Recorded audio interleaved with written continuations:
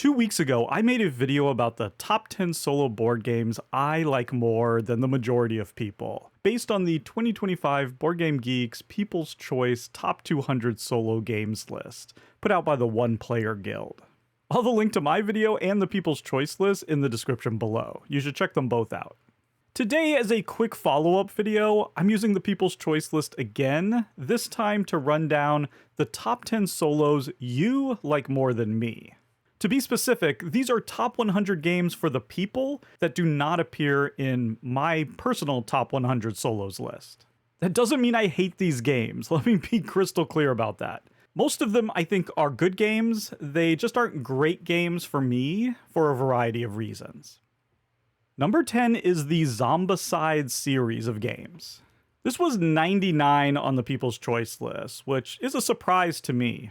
I believe that this includes all the games in the series, so maybe the newer ones are a little bit better solo.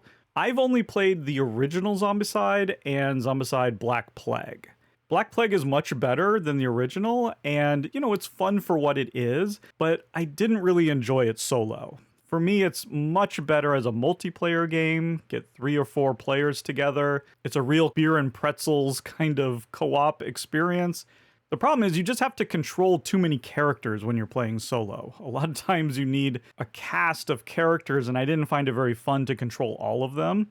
The setup and the game length is a little bit long for what it is. There's not that much depth there.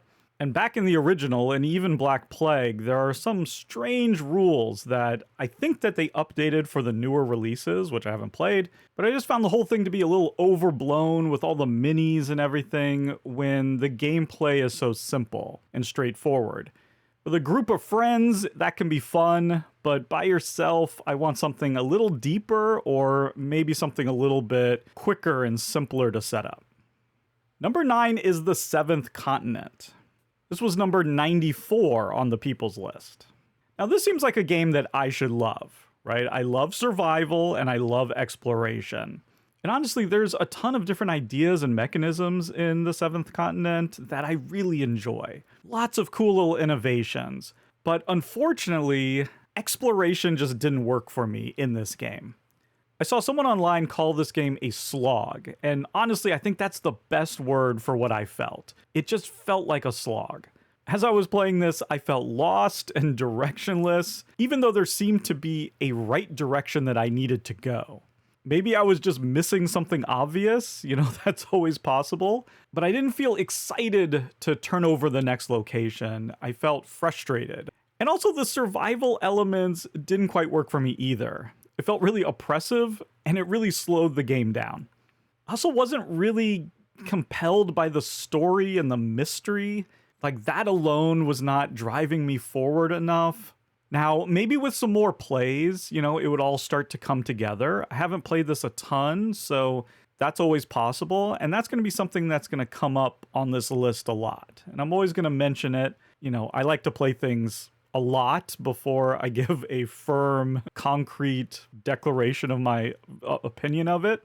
But so far, all I've felt is a slog that I'm not really itching to return to.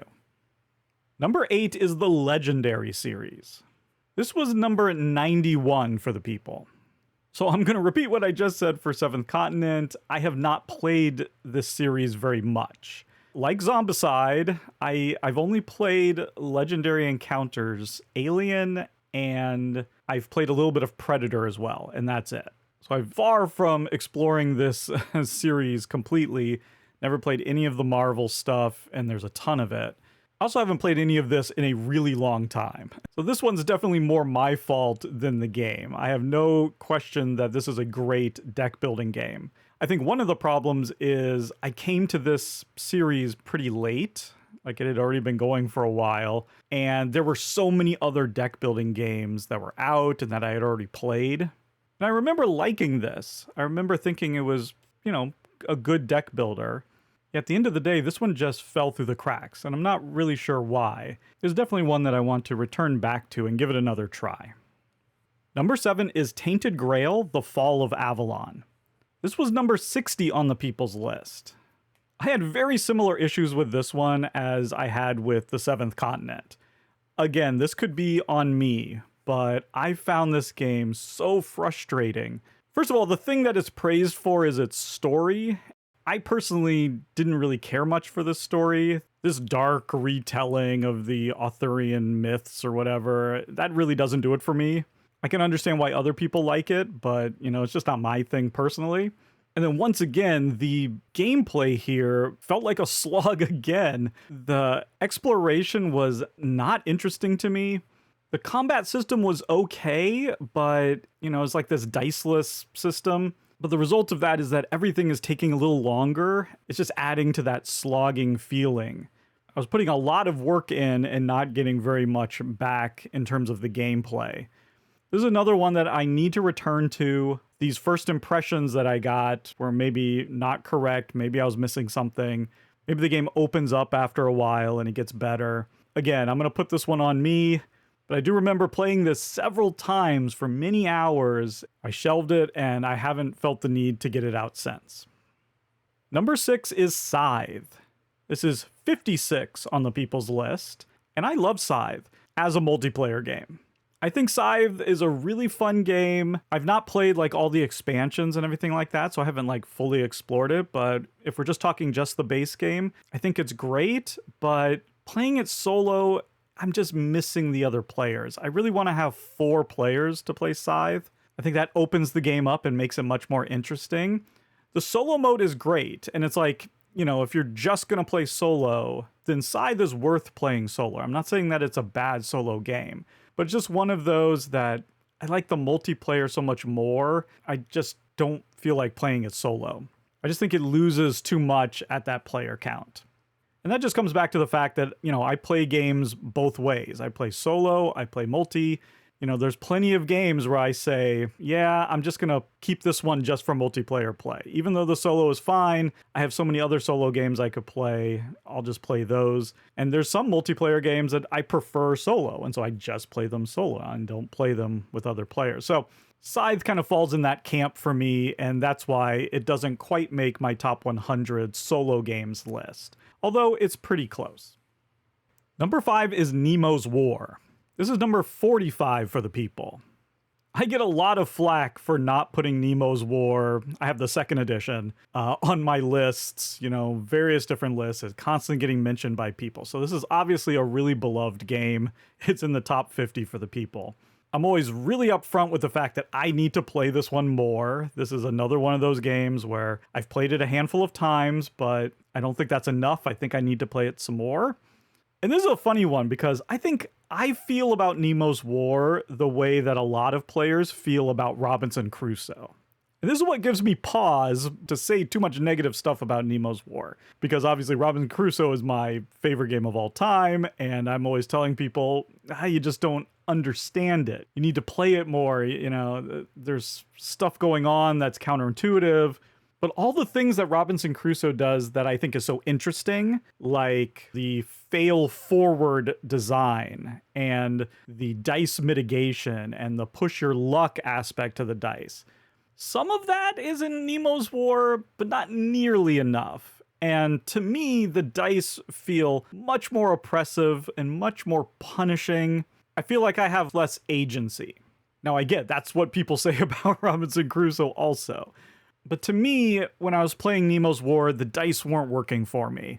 It felt like an old design. Where to me, Robinson Crusoe feels as modern and new and innovative as ever. Nemo's War felt a little bit stale. But look, I'm open to the fact that I could be wrong about that. Just the way I feel that people are wrong about Robinson Crusoe, I might be wrong and just need to play it more, explore it more, see the nuances. I don't know. I'm sure I'll hear about it in the comments. Number 4 is the 20 Strong series. This is a huge surprise for me because this comes in at a whopping 36 on the People's Choice list. 36, the best solo game of all time. Now, to be fair, there's a lot of 20 Strong out there. I've only played like the first 2 boxes, and I haven't played a ton of it. And I like it. I think it's a really fun dice game. I love the form factor. It's all really compact and, travelable. The different boxes mix up the rules. So, there's quite a bit of replayability. So I see the appeal. the themes are not doing it for me. The idea of setting these within other board games, like in the worlds of other board games or whatever they're doing, that's not as interesting to me as, say, like what Unmatched is doing. Like those Unmatched themes are awesome. A variety of cool IPs with just different historical characters or fictional characters that are out there. That's neat. Setting a dice game in the Too Many Bones universe, whatever. So maybe that's where it's losing me a little bit. But, ultimately, this would still be a top 150 solo game for me. So, it's not that far off, really. It just doesn't quite crack the top 100. I suspect this will probably drop down the People's Choice list in time. But who knows? Who knows? Number 3 is Nusfjord. The people have this at number 29. And this is another one I hear about a lot. I like Nusfjord, but there are just so many other Rosenberg games that I put above it. Obviously, I put A Feast for Odin above it. I think the people do as well. But I prefer At the Gates of Loyang solo. I prefer Hallertau solo. I prefer Oranienburger Canal solo. And I think I even prefer Glass Road / Black Forest solo. There's just something about Nusfjord that I find kind of dry and dull and a little bit repetitive. For some reason, and again, I can't articulate it perfectly, but just for some reason, this one hits me in that way, and the rest of Rosenberg games don't. It's hard for me to put my finger on exactly what it is. I mean, it can't be the theme because, Rosenberg themes are kind of dull and dry as it is. There's something about the actions. It's something about the special abilities. They just aren't doing it for me for some reason. But it is a relatively quick game. It's easy to set up, so I can see the appeal. Clearly, I'm in the minority on this one. Number 2 is Aeon's End. The people have this at number 15, and boy oh boy have I heard about this one. I really want to stress this up front. I don't think Aeon's End is a bad game. I think it's a good game. I've enjoyed playing it the few times that I have. To be clear, I think I haven't played the original. I think I played Wars Eternal. Is that what it's called? War Eternal, the standalone expansion. I came to this game really late. It had already had 50 expansions and was huge. My expectations were extremely high, and I think this is part of the problem. And, that's my fault, but I do think I came in with my expectations too high, and I was a little disappointed. Like I said when I was talking about Legendary, at this point, I had already played hundreds of deck builders and probably hundreds of cooperative games and maybe even dozens of cooperative deck builders. It was a game in a very crowded field, and it just didn't do anything for me that I found very exciting. I didn't find the world to be all that interesting. I'm sure there's a lot of lore and story, but just from a surface level, it seemed a little generic to me. I wasn't loving the artwork either, so I didn't really have anything like that to hook on to. And then the gameplay felt a little bit standard, or like I had seen that before. It wasn't bringing enough new to the table for me. The fact that you don't shuffle your deck wasn't that exciting. I didn't find the boss battling all that engaging. I'm going to say it again, though. I need to play it more. Maybe if I readjust my expectations and give it a little bit more experience, then I'll start to see the nuance and it'll grow on me. Right now, it's one of those games that I know is really good, but I have all these other games that I just like more. And I don't know, that sort of thing just happens sometimes. And my number 1 game that you love that I don't is Terraforming Mars. Terraforming Mars is maybe the one game that I'll probably never play again. All of these other games I'd happily play again. In fact, some of them I'm going to make a point to play again to just give it a fair shot. Terraforming Mars I've played a ton. I've played it solo, I've played it multiplayer, I've played the digital version. I actually played it when it first came out, and there was all of this hype around it. Right away, I was like, it was fine. I was never on the hype train for this one. Part of it is I think it's just too long. I don't think it's very good unless you play with the variant where you're drafting the cards each round, and that just makes it even longer. I know they came out with expansions that were supposed to fix that. I haven't really played any of the expansions. I also found the rhythm of the game to be off, just like the way the turns work, taking 1 or 2 actions, and you're drafting these cards, and then you're only keeping a certain number of them. It's just, the whole thing felt really clunky. The tableau building was just kind of a mess. It was just a mess of cards and resources. I think it looks hideous. It's a bad production. And then the shared kind of building up of Mars wasn't that interesting to me. I remember that Great Western Trail came out at around the same time as Terraforming Mars, and I was a big Great Western Trail fan. That's the game I really wanted to play. I mean, it's nothing like Terraforming Mars, but they just sort of came out at around the same time, and it seemed like I was the only one that was into Great Western Trail, and everyone else was into Terraforming Mars. So I've always been a little out of step on this one. The last nail in the coffin was when Ark Nova came out. Now, again, they're not the same game, but they fill the same box for me. I would never play Terraforming Mars when there's Ark Nova. I would choose Ark Nova 10 out of 10 times, 100 out of 100 times. I also have no desire to be at all affiliated with the designer and publisher and their beliefs and their use of AI and all that nonsense. But taking all of that out, just looking at the games, it's still just one that I've never really been into the way that the public is. Yeah, that's my number one. You'll never see it on any of my lists, Terraforming Mars. So there you go, 10 games that you love that I only like or don't really like that much. In the comments, let me know if there are any games that everyone seems to love that you don't. And also, which game on here would you most like for me to give a second chance to? I'll try to do just that in a future video. Well, there we go, that's all for me.